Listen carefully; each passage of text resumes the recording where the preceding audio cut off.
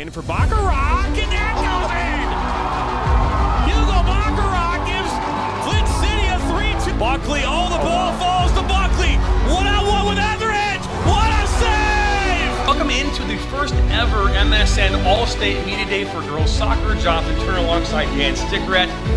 Ball comes in, a good head! 1-0! Shot, another save from Etheridge! Rebound, and it goes in the back of the net. The Bulldogs up 1-0! Burzma, but then for Vlasma! 3-0! Stewart Heights with a shot! Upper 90 and in! Effectively today here on the Michigan Soccer Network, we are launching our new division of player recruitment videos. Mario Canoe now finds Sock. Finds Sock's got a left-footed banger. He shoots it! It's in! The Red Hawks equalize!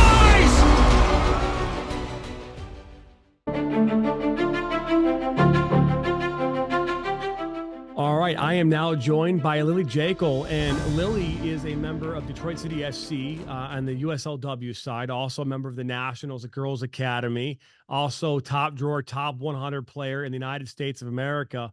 I mean, you have a lot of different things under your name right now. You're only 15 years old. Yeah, it's crazy when you all think about it.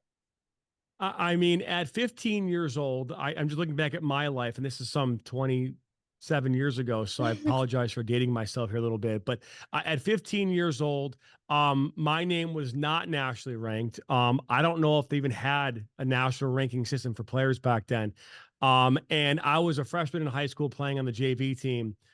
So here you are, you're a freshman in high school playing on I don't know, say third tier amateur women's soccer team in the United States. I mean, getting an assist and just doing really, really cool things here at your age. It's really remarkable. Thank you. Yeah, I think DCFC does such a great job with all of it. I mean, the team's amazing and nationals as well. Like, it's just great people to be around, great culture. So let's talk a little bit here about the game this past Saturday. We had a chance to see you. We saw you last year as well. I wasn't on the call last year in that first game, but I was on the call this weekend.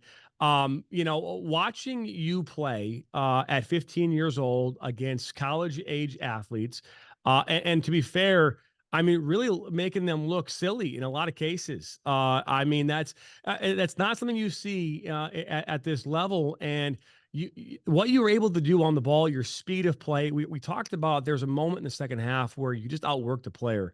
You got a shot off on Northrop down in the second half, but you can't teach that kind of speed. You can't teach that kind of work ethic. What is the driving factor in your being able to do some of those things on the field? I think it's a lot me wanting to constantly be better at, like, with the next play. Like, let's say I turn the ball over, I want to make sure I'm not doing that again. It's kind of like I really try and motivate myself to be better than I was in the game before, or the practice before, or the play before. No, that's and it shows on the field. I mean, if we break down and during this interview, I'll have your goal that you score. I saw the assist that you had in the game on Saturday up on our video here. But if we break this down, this actual play, ball comes in from Mason. She plays a perfectly lofted ball into space in between the defenders out on the near side of the pitch. You are able to get a touch just past. It wasn't Bauman. I'm drawing a blank on the defender for a second for Flint, but you were able to make it into the 18 and then slot a perfectly placed, nice pass to the top of the 18 to waiting Emily Paget. Yeah. I mean, it's all like such a team effort. Like, I've watched the play back, I watched the game, and it's just like you see Adele make that run, which draws in two players. Then you just have Paget open. I mean, the ball into me. It's just like great team effort by DCFC and our whole team. No, and if we take a look back, and I know that when we specifically look at this game as a whole, well, we talked about this. Your coach David DeWay, he did on our recap show about how early in the season it's hard for a team to find that continuity, that cohesiveness. Because you've only been training for only a short period of time. So really, the ability for you ladies, to come together and be on the same page takes a couple of weeks. To figure things out, the nuances of how you play. But on that play, everything seemed to go just right.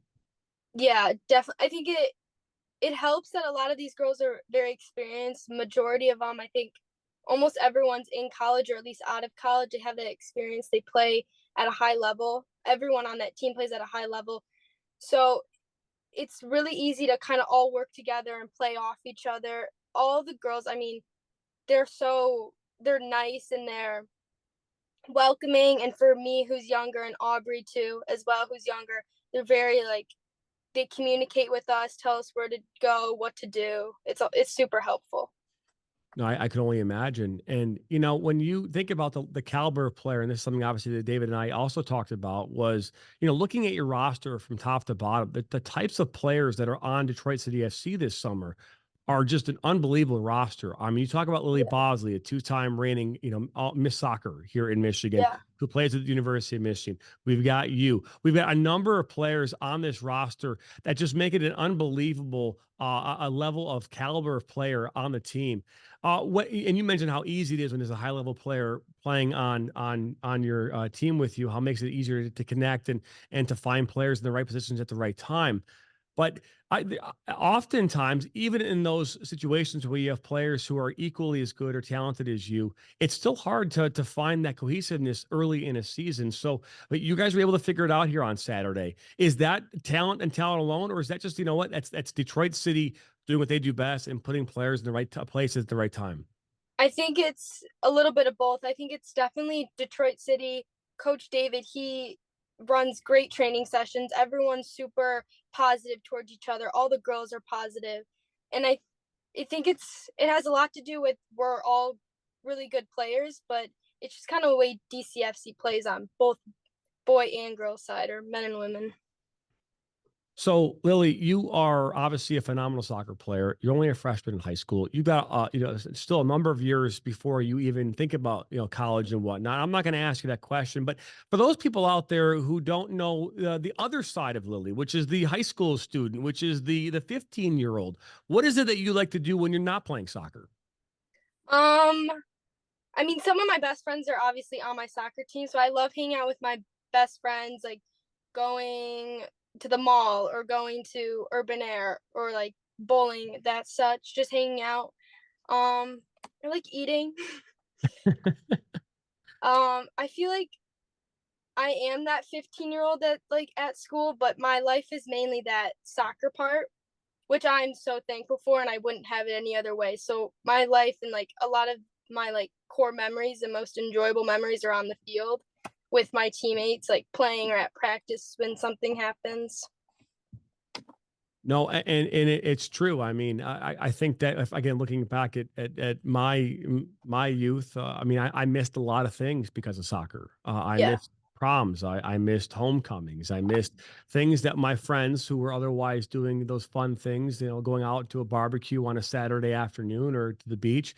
I was at a soccer tournament somewhere in Ohio, and Yeah. those are sacrifices that I look back on and saying it was worth it. And I'm sure you're sitting in that same spot going, if my ultimate goal of one day going to where I want to go, if I can get there, it's worth it. Yeah, definitely. My parents always ask if like something big happens in my life, they're like, is all the missing out worth it? And it's always like when you get to that final piece, it's always like looking back, you're like, that was definitely worth it to miss a party that my friends are going to, or a birthday party. There are a ton of young girls out there who are all, and I say all, there are maybe just for the first time touching a soccer ball. Yeah. Maybe they're getting club soccer. Club training is right around trials are right around the corner, right here in Mm-hmm. June.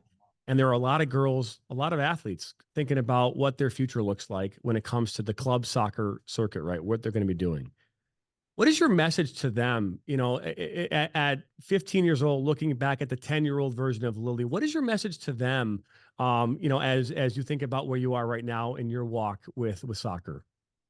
It's kind of a lot of it's like if something happens in your life or in the game that like puts you down, or you feel like you can't you won't like get through it, it's kind of just, you got to look past it and know that it's a marathon, not a sprint. It's what my mom says to me all the time. You got to just like keep going forward and not let the past obstacles get in the way or like still bother you.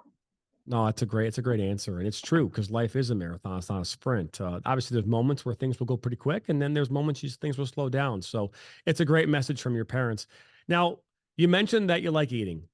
Here on the Oh yeah. Michigan Soccer Network, we talk about food all the time. It's something that we do. It's something that we love to talk about. We just had lunch here just a minute ago, Dan Yeah. Stickler and I. So, when you say you like food, is there a specific food you lean towards? I love seafood. I went to Florida for spring break and my goal was to eat seafood every single day and I did that. So, is there a specific meal? Is it a crab? Is it lobster? Is it shrimp? I mean, you're like, "Oh, it doesn't matter. I'll take it all."